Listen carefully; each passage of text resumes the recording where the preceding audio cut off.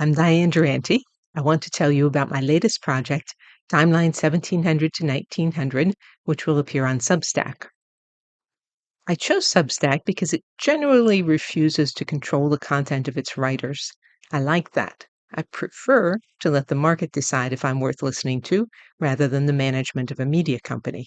Let me tell you about my Substack project. In Timeline 1700 to 1900, I mean to provide an overview of politics, science, and culture, such as few students or adults have these days. I'll start in August 2024 with The World in 1700. After that, I'll send out a decade every month as a PDF. The PDF will run 15 to 20 pages. Some decades are more eventful than others. It'll be sorted by categories, more on those in a moment. I will be noting not only major events, but trends in ideas such as the rise of nationalism, liberalism, and romanticism. One of the unique features of the timeline is that I include excerpts from fiction and nonfiction works, as well as illustrations of artistic and technological achievements.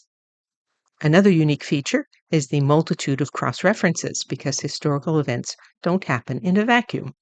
Here's a list of the categories, and I will give you a glimpse into a few of them. You can see more about these in a free post of early August 2024, History and Timeline 1700 to 1900, Part 4. It's on what makes the timeline unique. The Presidents of the United States category includes a brief bio of each president, focusing on his background before the presidency. Then I look at the major issues he faced and his major achievements. I also include a quote from him because hearing someone speak is often a revelation. Incidentally, reading all those presidential quotes in sequence, beginning with Washington, is really a revelation. The economics category includes major theoretical works by Mandeville, Malthus, Marx, Mill, and more.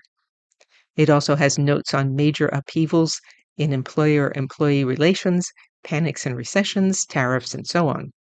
The nonfiction category includes massively influential works that don't fit tidily into any other category, for example, Gibbon and Douglas. In the visual arts, we look at architecture, painting, and sculpture. In literature, we look at fiction, poetry, and drama. In music, we look at operas and at orchestral works. Moving on, let me tell you about how the timeline benefits you. Is your happy place reading or watching history, fiction, or historical fiction? Timeline 1700 to 1900 can give you a broader grasp of the context of such works that will let you enjoy them even more. Possibly more important, if you don't like the present and you want to change it, you need to know how we got where we are today. The timeline can help give you that perspective. You may not have heard of Kant or Hegel, Malthus or Smith, Gauss or Gibbon, but their ideas are still affecting you. Just because you don't see the shark doesn't mean it won't eat you. You might reasonably ask what qualifications I have for taking on this kind of massive project. Let me sum it up for you. 9 years earning a doctorate in classics, 25 years as a bibliographical researcher, 10 years as a homeschooling parent, 20 years writing on Alexander Hamilton, 50 years studying Ayn Rand's philosophy, 17 years writing on outdoor sculpture in New York City, 2 years writing Timeline 1900 to 2021, and 25 years writing on art history more generally. During 7 of those years, I sent out a group of Sunday recommendations every single week.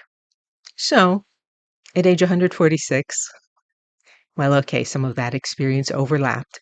The point is, at my present age, I have a broad background in civilizations that range from ancient Egypt to the 21st century. I love going from nitty-gritty details to the big picture and back again and again and again. And I love writing, communicating this kind of integration to others. You can see my previous efforts at this on the Books and Essays page of DianeDuranteWriter.com.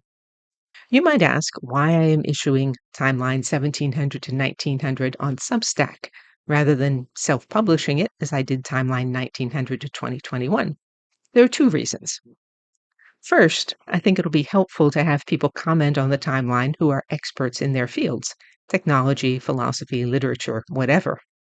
I use a variety of sources, but I don't pretend to be an expert in every category covered in the timeline.